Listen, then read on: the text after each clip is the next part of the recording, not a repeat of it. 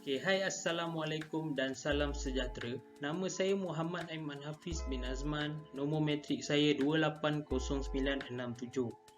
So pada hari ini saya akan membentangkan tentang sebuah teori yang bertajuk Organizational Information Theory ataupun teori maklumat organisasi.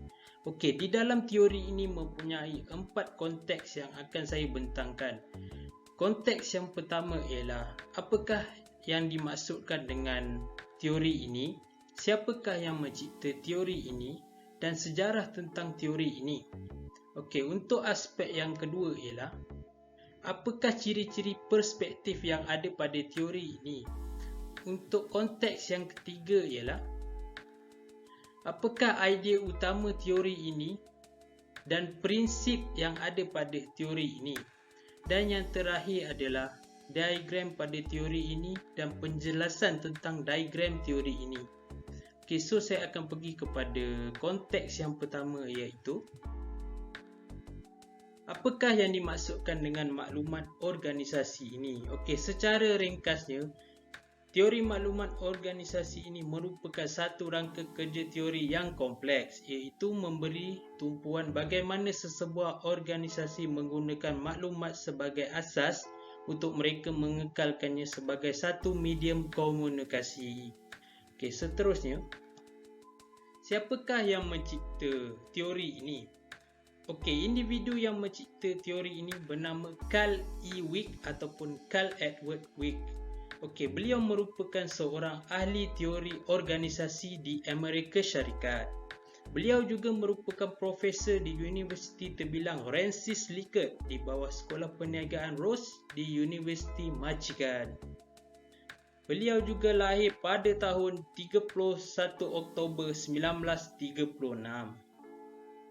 Seterusnya, sejarah kewujudan teori maklumat organisasi ini. Sejak bermula pada tahun 1950 lagi, Carl Wick telah menggunakan rangka teori maklumat organisasi ini bagi tujuan mempengaruhi teori maklumat organisasinya. Ini kerana teori ini dapat mengurangkan ketidakpastian maklumat yang beliau dapat ataupun beliau perolehi. Seterusnya, untuk konteks yang kedua ialah perspektif teori maklumat organisasi. Mengikut kajian, perspektif teori maklumat organisasi ini boleh dikategorikan sebagai normatif teori.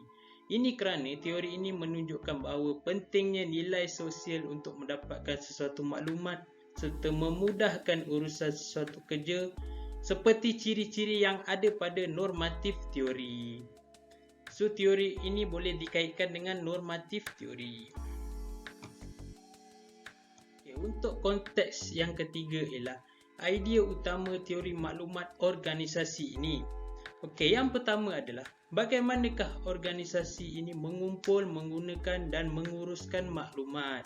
Yang kedua ialah pertukaran maklumat yang berlaku dalam sesebuah organisasi dan bagaimanakah individu mengambil langkah untuk memahami maklumat tersebut. Yang ketiga ialah dapat mengekalkan sesebuah organisasi. Dan yang terakhir adalah untuk memastikan ahli-ahli dalam organisasi memahami maklumat dengan baik. Untuk prinsip teori maklumat organisasi ialah yang pertama ialah persekitaran maklumat. Organisasi ini dikekalkan menggunakan maklumat yang mereka terima dan oleh tafsiran orang ramai. Yang kedua adalah kesamaran maklumat. Kesamaran maklumat ini adalah organisasi membagikan orang kepada jabatan dan kategori khas lain untuk mengurangkan ketidaksamaan dalam mesej yang mereka terima. Dan yang terakhir ialah pemilihan yang diperlukan. Maklumat tertakluk kepada satu siri aktiviti komunikasi dan proses ini dipanggil sebagai kitaran dan peringkat. Yang terakhir adalah diagram teori. Untuk diagram ini ialah merupakan diagram teori. Dan yang terakhir ialah penerangan tentang tentang apa yang ada pada diagram teori tadi. Okey, teori ini dapat memperbaik sebuah organisasi menjadi lebih baik berdasarkan pada diagram tersebut yang mempunyai 4 cabang proses pembaikan, iaitu mengurangkan kadar ketidaksamaan, yang kedua ialah konsep utama dan konsep informasi. Yang terakhir adalah asumsi organisasi informasi teori dan prinsip ketidaksamaan, iaitu equivocality. Okay, so itu saja daripada saya. Sekian, terima kasih.